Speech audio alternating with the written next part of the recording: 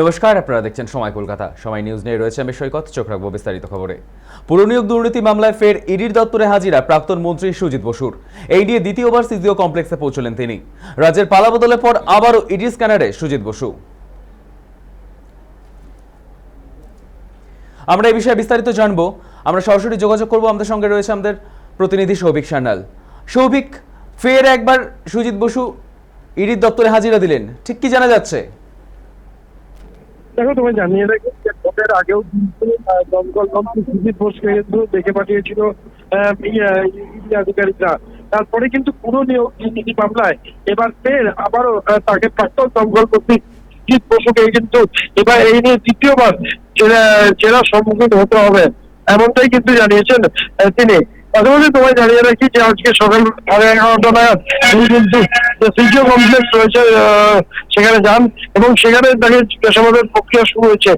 এখনো পর্যন্ত সেই প্রক্রিয়া চলছে। পুরো নিয়োগ দুর্নীতি মামলায় তাকে কিন্তু ডাকা হয়েছে। ভোটের আগেও কিন্তু বেশ কয়েকবার অসুস্থতার কারণে বা কখনো ভোটের প্রচারে ব্যস্ত আছেন বলে তিনি কিন্তু আইনত অ্যাডভোকেটকে দিয়ে চিঠি পাঠিয়েছেন এবং সেখানে তারপরে কিন্তু তাকে ভোটের রেজাল্টের পরে কিন্তু আবার তাকে ডাকা হয়েছে এবং আজকে তিনি কিন্তু সেই মতোই সিজিও কমপ্লেক্সে তিনি হাজিরা হয়েছেন এবং আজকে তিনি কিন্তু তাকে জিজ্ঞাসাবাদ যে প্রক্রিয়া, সেই প্রক্রিয়া কিন্তু চলছে। সকাল 11:30 থেকে সেই প্রক্রিয়া শুরু হয়েছে। এখনো পর্যন্ত সেই প্রক্রিয়া চলছে বলেই আমরা ইডি সূত্রে খবর পাওয়া যাচ্ছে। ধন্যবাদ সৌভিক। পুরো নিয়োগ দুর্নীতি মামলায় ফের ইডি দপ্তরে হাজিরা প্রাক্তন মন্ত্রী সুজিত বসুর। এই নিয়ে দ্বিতীয়বার সিজিও কমপ্লেক্সে পৌঁছলেন তিনি। রাজ্যের পালাবদলের পর আবারও ইডি স্ক্যানারে সুজিত বসু।